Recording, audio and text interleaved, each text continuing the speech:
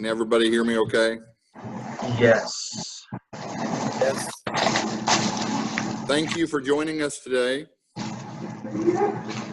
Hopefully you have heard about and know a little bit about our virtual college here at Washburn Tech. And if not, no worries, because we're going to spend some time and talk through that. So we're excited to have everybody on the call.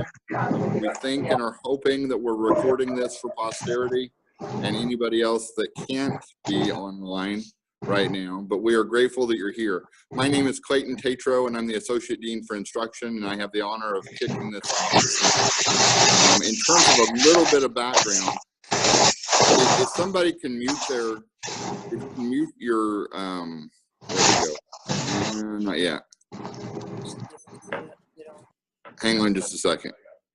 He's got it. Very good. Excellent. Thank you so much. A little bit of background. We at Washburn Tech have the audacious idea that we ought to be able to put technical education out at a distance, both online and over Zoom. For those of us that have been in education for quite a while, we know that education online, education at a distance is not unique and it's not new.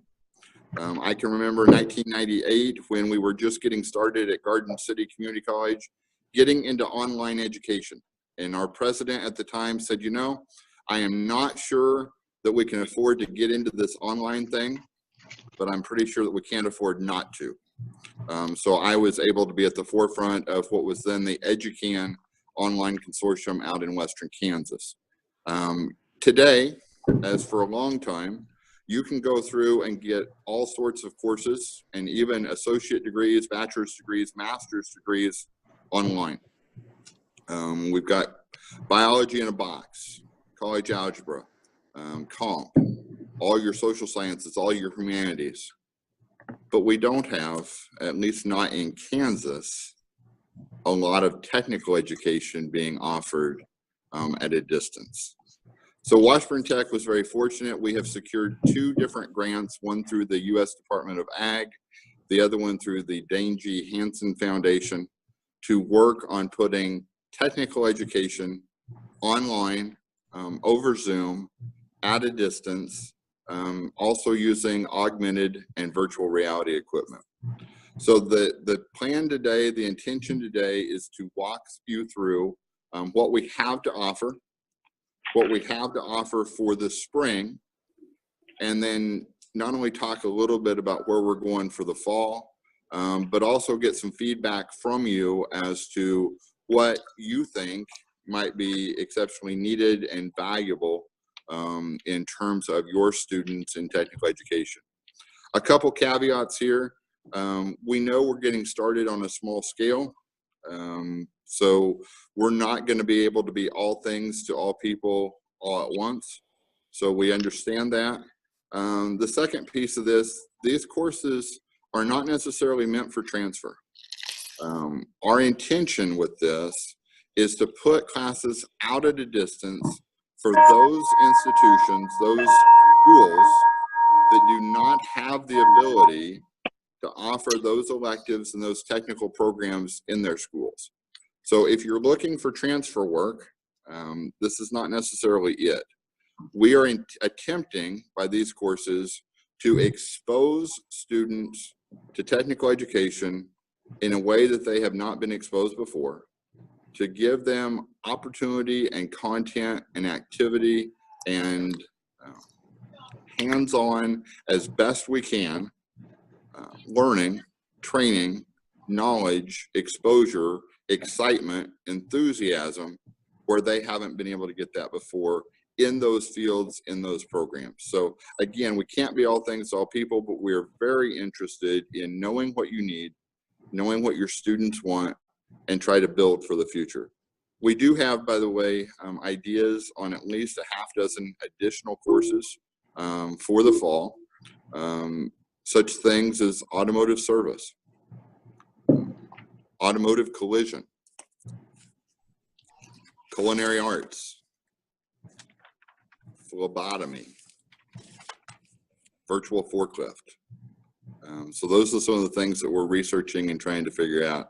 I know a guy that's putting that together, and we'll see if he can get his stuff together to pull enough together there to make that happen. So we are excited to have you here. We're excited to have you online. I'm going to turn it over now to Deb. I have the honor of leaving campus today and heading to Fort Riley and helping our transitioning soldiers graduate in our CPT, our Certified Production Technology program. So I'm heading to love on a couple soldiers and thank them for their time in the military. So with that, I'm going to turn it over to Deb. Thank you for being here. And our team has all the answers.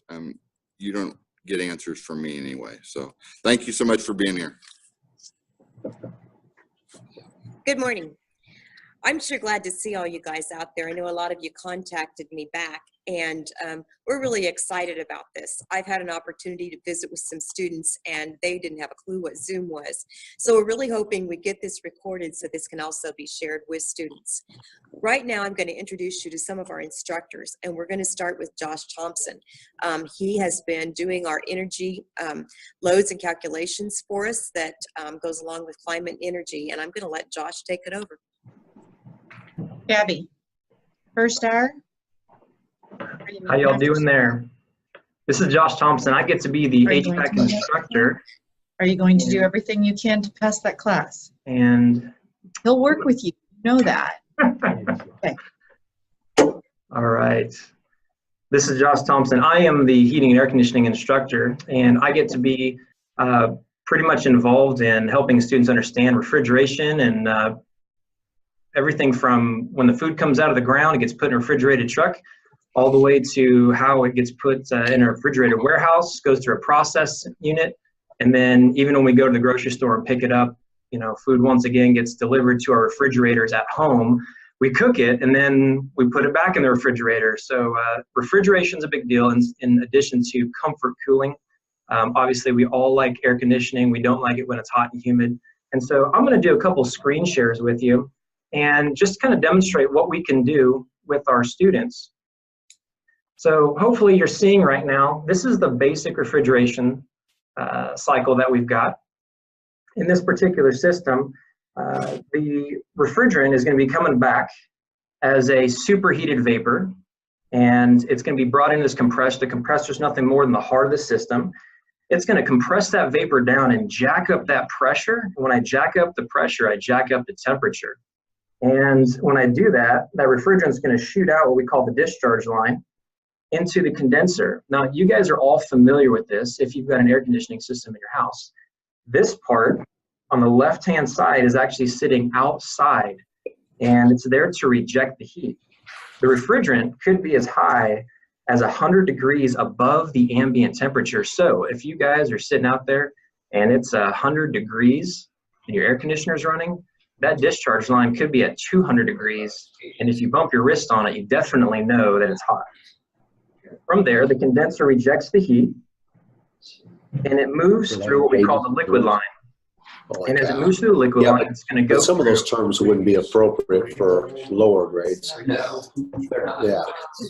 Right. Let me go ahead. If you guys got a microphone, if you wouldn't mind just muting yourselves really quick, I would appreciate that. Having a hard time finding that. Once you get to this part right here, you've got the metering device. And the metering device simply drops the pressure. When we drop the pressure, we drop the temperature. This is pretty much the physics, the chemistry behind it. And this is what I want to demonstrate for you right here, right now. As I drop the pressure at the metering device and I drop the temperature, I allow the refrigerant to be able to pick up the heat.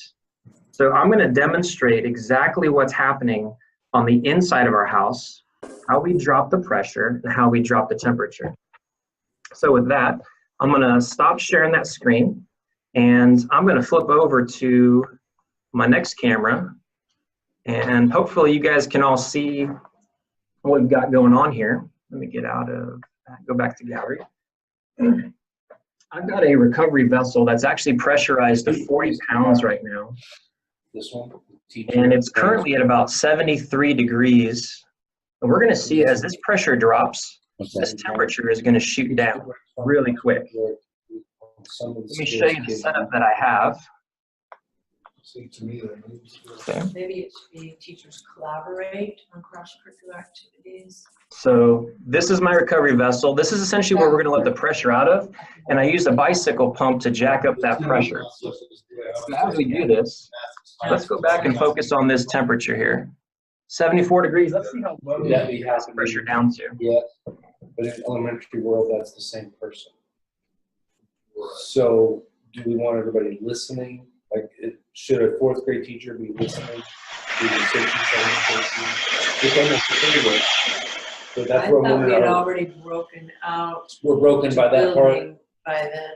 Okay, We still that's, are muted. If you were talking something like your groups were bringing back the information, like your science was. Yeah, Wow, it's check that out. We were able to get that temperature all the way down to about 32 degrees almost, 34, 36 possibly. And it's that temperature difference in the evaporator that actually allows us to pick up the heat from the air that's blowing over that coil in the home. So essentially, that's refrigeration in a nutshell. And these are the things that we get to teach. And we have practical demonstrations that we can do to help demonstrate and show the fundamentals. So by the time students are done with the particular course that we have set up, students can go around and determine the correct size of air conditioner they need for their home. If they get an air conditioner that's oversized, it's going to run all the time, it's going to cause humidity problems, it's going to cost more energy. If they get a furnace that's oversized, it's going to be banging off and on all the time, costing more energy. Equipment cost is even more at startup. So we have the opportunity to teach how things are done and calculated properly so students can actually select the right furnace and air conditioner size. It's the most applicable math we've ever taught, really. And I've had students go through this energy and load calculations class for years. And I just had one student finish this course through online, and he emailed me back and said, "This is actually really fun. This math is actually being applied to something." And so kudos, he's got it. He's got it, and he's been successful. And I think that's it on my end. I'd like to go ahead and pass this over to Chaz, sir. It's all you. Thank you, sir. Josh, do you want to talk a split second about the boards you send out that the students get to actually do the experiments with? Yeah, part of the curriculum actually is there was a package that was sent out. Some of that's being revamped just a little bit. So obviously the first time you do something, you figure stuff out. But there's actually a small package that's sent out where the students can do the demonstrations in addition to what's being taught. So. Awesome. Well, I get the pleasure of teaching basic electricity online, so I get to teach Ohm's law, series circuits, parallel circuits, all those good stuff, all the different math that goes on with it. So one of the ways we do it in order to help the students actually be able to see the curriculum and be able to experience it is we use Amatrol. Amatrol is a company that has career and technical education programs and trainers. It's what we use for our entire system here. We have over $4 million worth of Amatrol equipment that we get to allow the students to use. So this is actually a digital version of the equipment we have. So basically what they're going to do is they go through the course, they learn about switches, they learn about resistors, lamps, voltage supplies, all that good stuff.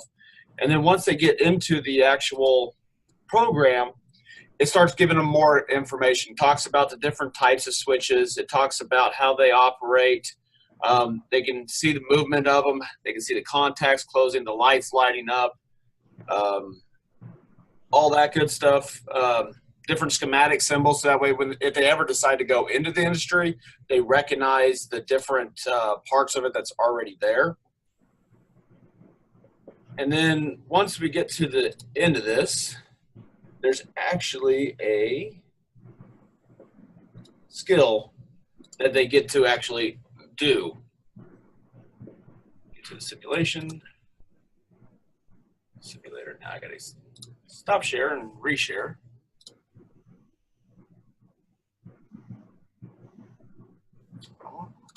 Hey, Chaz. Yes, ma'am. Now, is this something you also use in your classroom? Yes, the students can use this in the classroom also. For the most part, they use actual physical trainers. but it's the same exact equipment. It's just a digital version of it. So they'll actually go through, they'll choose a power supply, and this goes through and steps them through the different procedures that they would do. Then they would choose the type of switch that they're telling them to use. And in this case, we're going to hook a lamp up. They would add the leads. So they're wiring the stuff up digitally. They turn it on. They would turn the voltage up and see the light turn on. Oop, forgot to turn on the circuit breaker.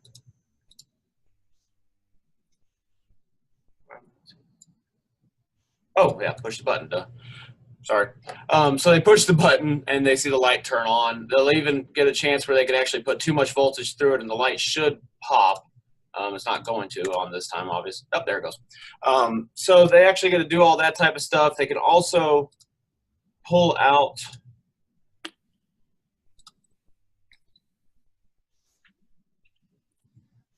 why are you not allowing me to do anything now?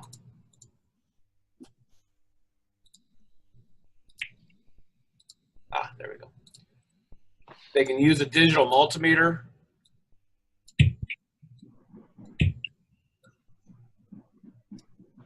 Everybody else is. I've heard everybody else's conversation.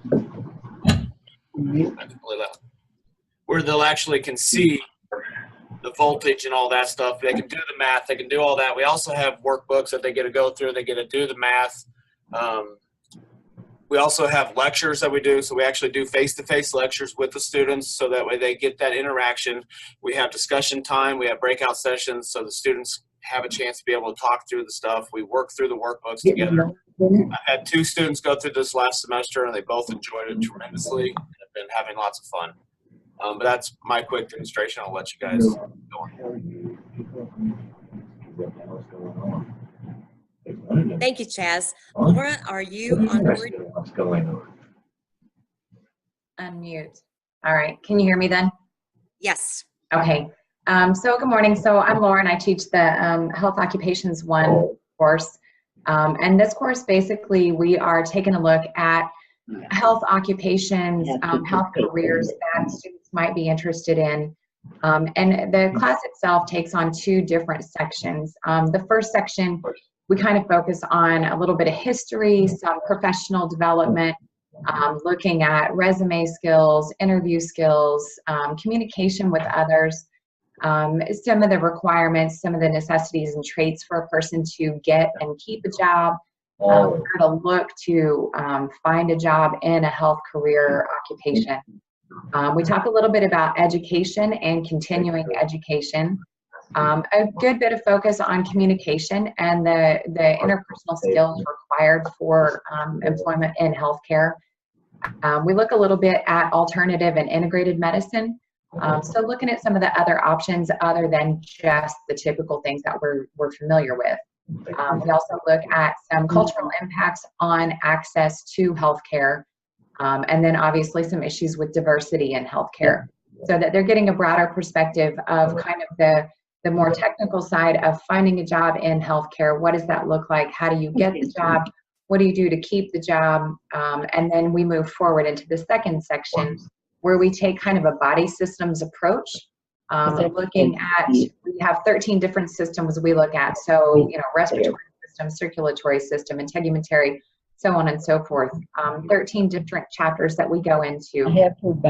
With each of those chapters, we try to create a path so that you understand the actual system itself, some of the diseases, disorders, signs and symptoms of illness associated with each of those systems, and then the career paths that might be involved in those systems.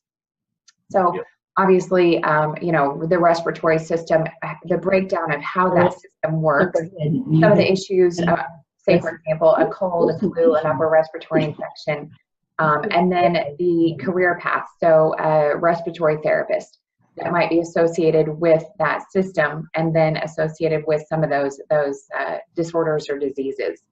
So we break those down pretty small within that section of the second section of the chapter. This is over. Then we also take a look at mental illness and the prevalence of that within our society, and then some of the professions, healthcare occupations associated with that. Same thing for intellectual disabilities, looking at some of the different intellectual disabilities and health career options associated with those. A little bit of human development and looking at some of the research involved with that, nutrition, dental assisting, sports medicine. And so with the class itself, this first semester was a small group, so it's been a very interactive opportunity. In talking to the students from this semester, when I asked, what's your favorite thing about it, they said definitely the ability to have a face-to-face conversation where, like with all of us in this room right now, we all have to be muted so that we're not interrupting each other and talking over each other. That's been one of the bonuses that the students this semester have really enjoyed, is that face-to-face interaction and being able to actually say, hey, Chaz, what do you think about this? And then having that engaged conversation. So it's been a very interesting experience in that the students seem very engaged and very much seem to enjoy that face-to-face, the virtual aspect, where it's not just that they're sitting behind a computer, but rather they're there in that virtual classroom interacting with each other. So the health occupations just generally gives an overview to the many careers and opportunities within healthcare for students as they're kind of starting to explore and looking at what they want to do. So that's health occupations in a nutshell. Thank you, Laura. And we're getting Ashley set up here, and she'll explain to you what she does here at Washburn Tech.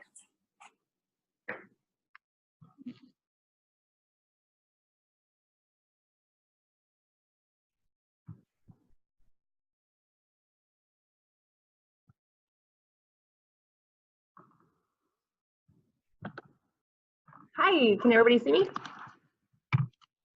I'm going to have you guys unmute your computer for a moment because we're going to do a little bit of an interactive game. But while you're doing that, I'll take a moment to introduce myself. My name is Ashley Tyler, and I am one of the practical nursing instructors here at Washburn Tech. And so I'm just going to take the opportunity just to kind of do an interactive game like I would with students. So in nursing, one of the things that we focus on is nutrition. So just a kind of a quick game I like to do with students is I like to talk to them about things that they normally eat. So for example, kids love Skittles. So I tried to talk to kids about the amount of sugar that is hidden in a lot of foods. So I'm going to have you take a moment, and can you tell me, in a regular bag of Skittles, it is 2.7 ounces. It's the average bag of candy we see a lot of kids eat. Any idea of how many teaspoons of sugar is in this? Are we allowed to use Google? How many? Anybody else? All right. 120. So while I'm doing, I will take a quick moment just to show you just how much sugar is in one bag of Skittles. There is actually 12 teaspoons, so, which is rather shocking. So if anybody guessed 12, you are really good. So in one bag of Skittles, there is this much sugar, which is really impressive. I don't think a lot of kids realize how much hidden sugar is in foods. So I always like to try to shock them with the amount. So the next favorite one that kids love and their go-to is Mountain Dew. Any idea of how much sugar is in one Mountain Dew can? 12 tablespoons. How many? About 25 teaspoons. 25 teaspoons. Well, not quite. There is actually the exact same amount. There is this much. That is about 20. So when kids like to go to Mountain Dew, we always try to tell them how much hidden sugar they really see in Mountain Dew. Another thing I talk to them is like about the importance of breakfast. A lot of kids like to either skip breakfast or they like to kind of do unhealthy breakfasts. And one of those is the famous Pop-Tart. So in class, we talk about things like Pop-Tarts and a serving size. So in a standard Pop-Tart bag, there are actually 2 Pop-Tarts, but 1 Pop-Tart is actually considered a serving. So I tell kids that when you go and you grab a Pop-Tart either from the vending machine or home, you see 2, but technically on the box, really 1 Pop-Tart is a serving. So I ask kids just to look at the Pop-Tart. This is just a regular size frosted blueberry Pop-Tart, how much sugar they think is in 1 Pop-Tart. Any ideas? 8 teaspoons. There is actually 4 teaspoons of sugar in 1 Pop-Tart. So I talk to students about the importance of trying not to pick foods like this, instead to try to focus on healthier cereals, not like Fruit Loops or Lucky Charms, but to try to be kind of choosy on what they decide to eat in the morning. And then the last thing I like to talk to students about are on serving size is cookies. Everybody likes the Oreo, right? So I have 1 Oreo. It is a double stuffed, and the serving size for Oreos is 2. So I ask students to give me an idea of how much sugar they think is in 2 Oreos. And so it's rather shocking. In 2 double stuffed Oreos, I will show you just so you can have a visual. As I spill this, I apologize. There is actually 3 entire teaspoons in just 2 Oreos. And how often do we just eat 2 Oreos? So not very often. I know this morning I was a terrible example. I was in a hurry and I didn't have anything, so I grabbed 2 double stuffed Oreos and I thought, dang, no wonder I have some jitters. So, and I see people are commenting, and yes, it probably explains my addiction as well. So anyways, this was just kind of an intro into ways that we can interact with students and hopefully not only get them engaged, but also give them the opportunity to learn about making healthier decisions when it comes to foods and the hidden sugars in food. So I think I am out of time. I greatly appreciate the opportunity to present. And I believe Mark Wilson is next to present. So I hope Mark is on.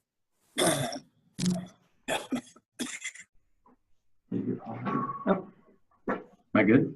Hey. Mark Wilson, Associate Dean of Student Services. And I've got some folks here. I want you to understand that I spent 36 years in your world and such like that. So if you've got those questions on how we adapt, there's another person that's been actively involved in this. If you haven't met, I worked in USD 336, but Alan Beam as well, who was a principal in the USD 336 and also in the Shawnee High School District. So we have looked and decided and looked at some of the stuff. What's taking place here, and we're excited about the programs that are coming about for students and how we can help you some things. Now, I'm kind of down into the basics areas, what I want to talk to you folks about, cost, how we can help you with some of the credit recoveries, those type of things as well. The cost of the programs basically to you is just the cost of technology and book rental fees. So it's about $20 an hour. So if you're in health occupations, for example, it's a 4-hour class, that would be $80. That's the total cost of the program because the state does pay the tuition size of that for high school students. And what a great benefit we have for those. Now, if that cost is still an issue for some of your students and such, we do have a scholarship program that we're working on that will be available. So probably up to about $60 of that would be covered. The other 2 classes, the energy loads and calculations and basic electricity, are both 3-hour classes. So the scholarship we're hoping to have available, and we think we will, I don't think this is going to be an issue, would be $60. Now there is a small application they have to fill out and such. Nothing's free in life. We expect them to fill out and do a little essay type thing and let us know why they need or what they're looking at for their career goals and such. So that would be some of the options we have involved with those classes. Tuition costs is paid for by the state through the funding and that type of thing. So we're not worried too much about that. The dual credit type, again, it's always up to your district to approve. As you know, any curriculum has to be approved by your local school boards. in order to do that. One of the things is most of our programs, you can take it as just a general elective. Many of our students do it that way as part of the admissions programs. Others do it in the sample of, we actually have a recommendation chart in 2 of the 3 classes, which would be the energy loads and calculations of basic electricity. We feel in working through the curriculum, through the textbook levels and such of that, there's one of the classes has both a math and science credit, the other one has a science credit for half a credit that we can look at. Again, has to be approved by your local board. Now, the final thing here that we're looking at is going about getting yourself enrolled and what it takes.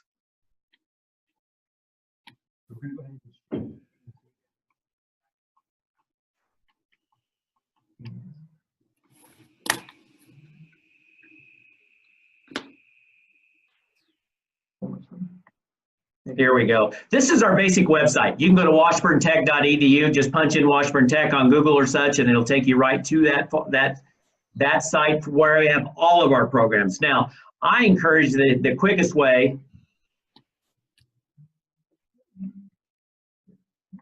Okay.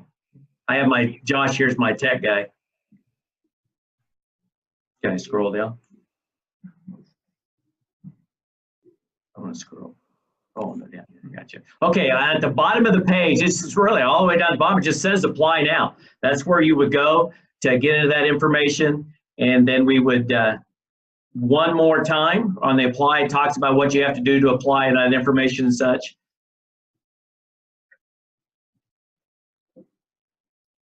You would think I have a Mac Pro that I would do this. And it talks about just the online application. You go straight to the online application, click on it. And there's the online application. It takes about 5 minutes to fill out for you. And you got all the basic information that we have to have in order to make this work. But the one thing you have to do is when you go you slide all the way down, it says list of programs at Washburn Institute of Technology in which you're interested. And you have to, underneath that, when you, on the pull down bar, you pull it down to where it goes all the way down to, well, hold on a second, sorry. We don't want to do technical drafting. It's individual courses. And under individual courses, you just click it, and then you would type in under other what other program you wanted. For example, if you wanted health occupations.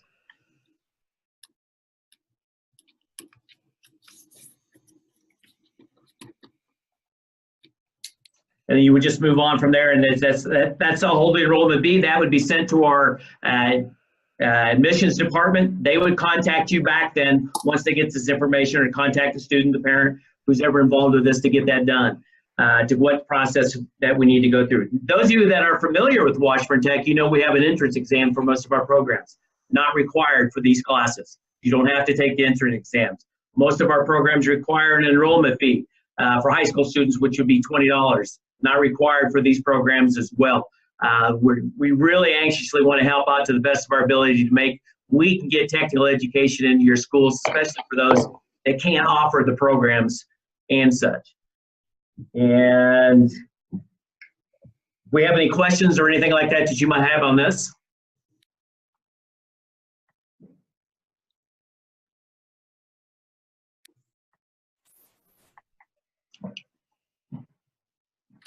Mark? Yes. So you're saying that right now over Zoom, you have 3 individual courses that you're offering, not certification programs as a whole. Correct. They're just individual things getting technology ideas into your school. They're basically just a 1 hour, 45-minute class where, you know, most of our programs here are 3 hours. Okay, so a student could enroll in 1 or all 3 of any of these 3 individual courses and not pay the $20 deposit, not pay tuition, but there are some technical fees. Correct. There's a $10 book rental fee as well as a $10 technology fee. Now, there's also an option, if you have to, we can rent out a computer to them for the $50 a semester. If they don't have if they don't have a laptop and stuff, or where they would need to have that computer available. But mostly, obviously, when working with these will be during school hours, and we would hope you'd have a little lab set up and stuff like that, to where especially with the camera. It's important, obviously you're going to have a computer with a camera and a microphone because it is interaction. It's really neat to watch some of the classes. The instructors themselves will also break them down into small groups, and then they'll check in as those two are working with other students, for example, and there are 2 or 3 students, and an instructor goes around working with each of the individual groups and helping with instruction. Okay. It really is, for those that are wondering, again, I come from this type of thing. I can think of dozens of students who have been excited about this opportunity. One, where math is actually used for a reason, and they enjoy that part, and they enjoy the visualization of the class.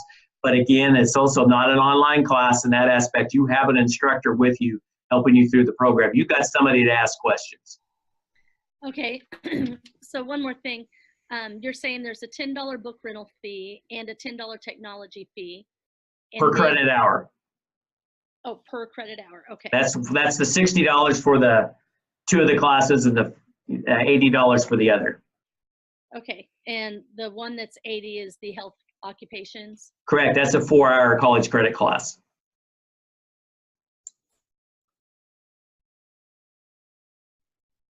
That they log into an hour a day, essentially, just as they're taking an elective course here at school. Correct. Okay. Now, is that for 5 days a week, or is it only for a Monday, Wednesday, Friday? They're 5 days a week. And they're offered at 9 and 11 o'clock in the morning will be the offerings for second semester. 8 and 11. Oh, 8. Yeah. 8 is for health occupations. The other 2 are 9 and 11. Okay. Basic Okay. electricity, climate, and energy. Right. I'm sorry. I forgot that.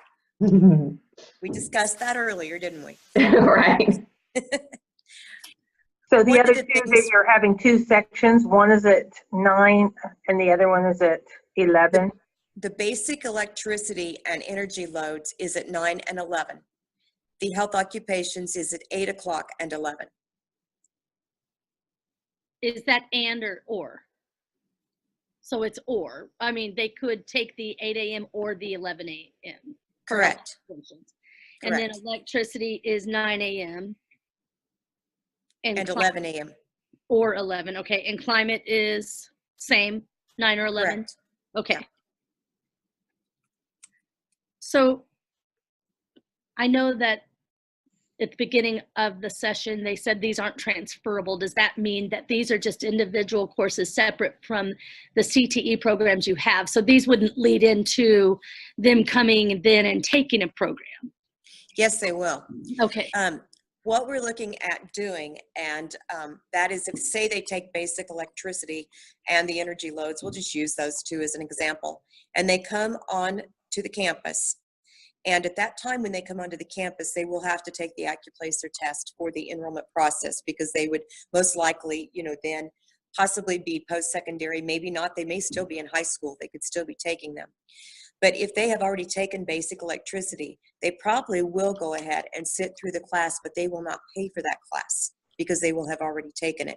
But it's going to kind of give some of them, and as we've worked in schools, and I was with 501 for 17 years, some of them that maybe, learn a little bit differently, or, just trying to bridge that gap, it's going to give them that boost to come into those classes and really excel.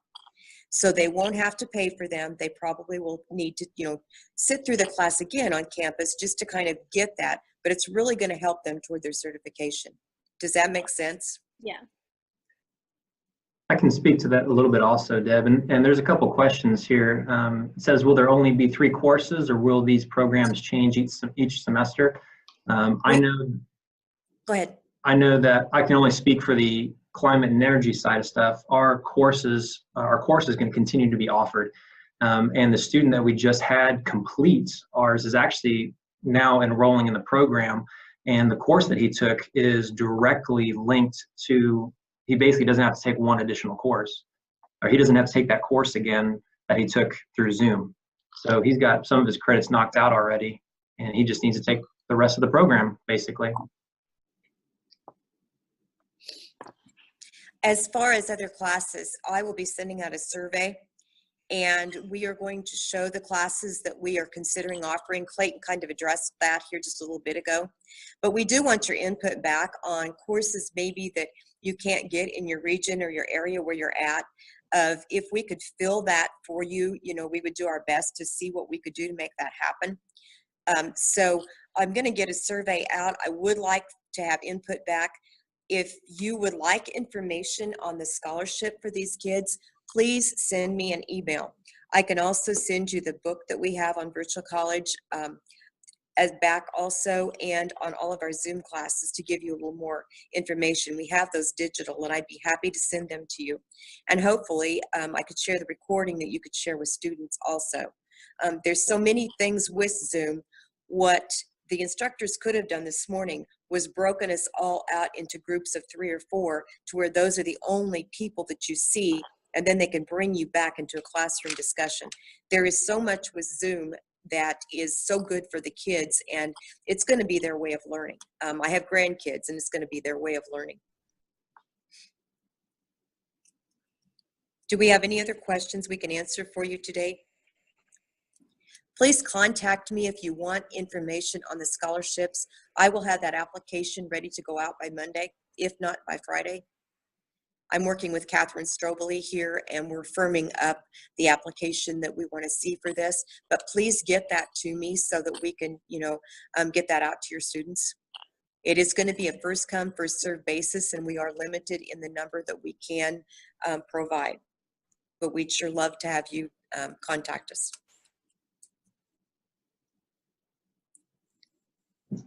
Mark, do you have anything else?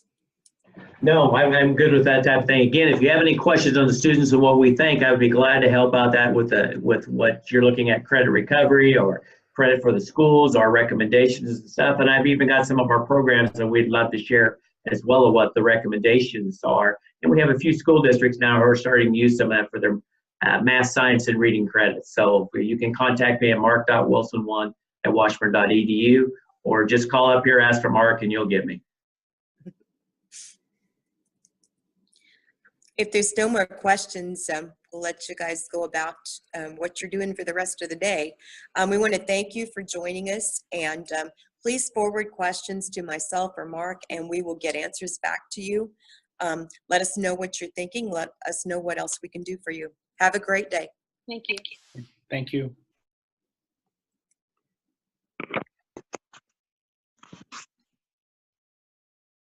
Is that-